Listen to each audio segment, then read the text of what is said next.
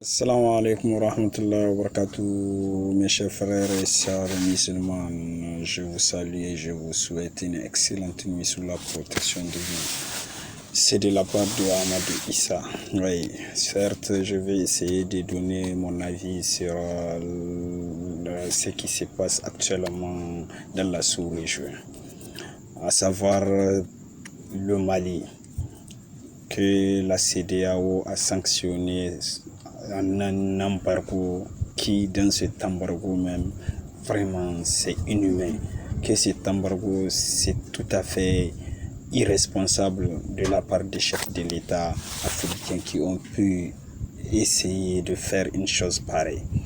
Mes chers frères et sœurs, et en tant que Nigérien, je soutiens le peuple malien et que nous irons jusqu'au bout.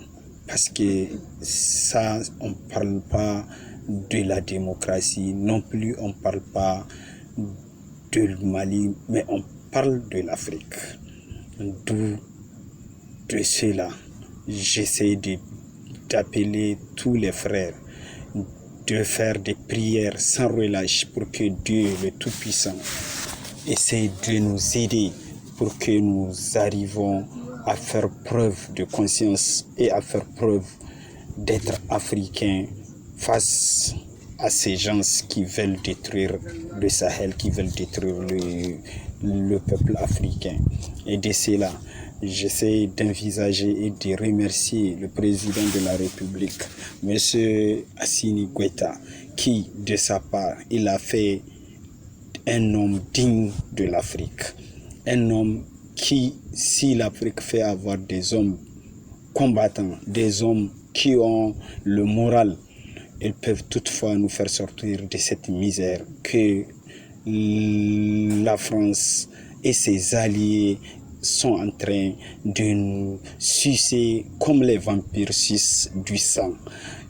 De ce fait, en tant que compatriote et en tant que panafricaniste, j'essaie de dire de ma part de vérité que tous unis nous vaincrons et Inch'Allah ce n'est que le vent qui commence à souffler et je suis sûr que Allah le Tout-Puissant va aider le Mali pour qu'il s'en sorte face à ces menaces terroristes, à ces menaces de la CEDEAO et de ses alliés, surtout même la France, qui est un pays dont il n'a aucune pitié sur la population africaine.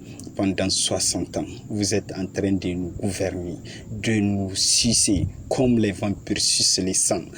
Ça, c'est-à-dire maintenant, je vois que franchement, nous devons faire preuve de dignité d'être africains et de se battre jusqu'au bout pour que nous arrivions à avoir une liberté totale avec une indépendance totale, avec une indépendance économique. Et de cela, compte tenu de ce que la CEDEAO a pu faire pour sanctionner le Mali, elle devait aussi le faire en Côte d'Ivoire, parce que la Côte d'Ivoire, c'est un coup d'État institutionnel qu'ils ont fait. Et de ce fait, maintenant, ils n'arrivent même pas à sanctionner la Côte d'Ivoire. Et c'est avec le président de la Côte d'Ivoire que la CEDEAO va s'en mêler pour sanctionner le peuple malien. Ça, c'est injuste. Franchement, c'est injuste. Que Dieu nous assiste et qu'il nous garde.